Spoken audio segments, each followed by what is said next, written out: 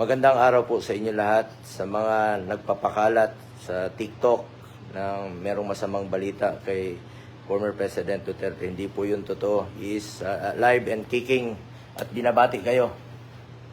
Mga kababayan ko, kumusta kayong lahat? Ako po yung matanda na. At hindi natin maiwasan yung balita na ngayon nagkasakit. Wala naman akong sakit. At feeling ko, hindi naman ako mamamatay ngayon kagad. Nandito ako sa bahay. Ito si Bong. Ako retired na. Makita mo Bong yung maliit ko na bahay. Kain lang niya. Housing lang ito. Housing ito ng... Batiin mo lang sila, yung mga Pilipino. nandito lang ako nagre-relax. At nagbabati sa inyo ng magandang araw sa lahat ng Pilipino. Hindi po totoo yung nagpapakalat. Huwag kayong magpapakalat ng masamang balita. Alive and kicking. Siyempre, may edad na po si dating Pangulong Duterte. Kahit papano. May konting sakit, pero at his age, he's very healthy. Alam mo, matanda na ako.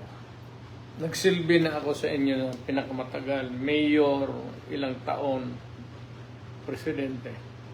Huwag kayong magtaka kung mamamatay ako. Mas mabuti pang magtanong, bakit pa buhay pa yan?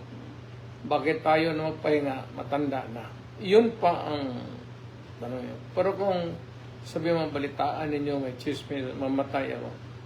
Lahat tayo, ikaw, ako, lahat ng kaharap ko sa mundong ito, mamamatay tayo. Hindi ako exception. May katandaan na ako, tapos na ako nagsilbi sa buong buhay sa bayan ko, ang taong bayang Pilipino.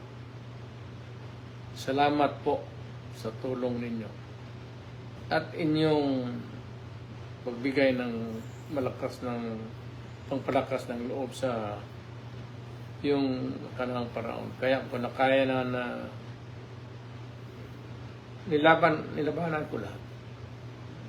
Lalo na yung krimen. Tapos na ako, retired na ako. So, very healthy po si dating Pangulong Duterte. Ako naman, in my own small personal capacity, ang commitment ko sa kanya, lalo na sa kanyang medical, at hindi ko po pababayaan ang ating dating Pangulong Duterte. Hanggang kamatayan po ang aking commitment sa kanya. At mahal na mahal ko po siya. At parati niyang pinapaalala, just do what is right. Yan. Magtanong kayo ng anong pinaka-advice ko para sa iyo at para sa mga anak at apo ninyo.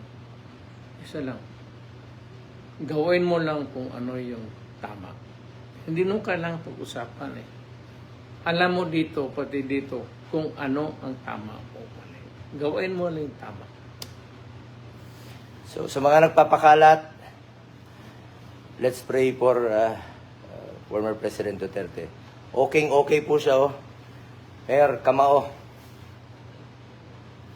Thank you.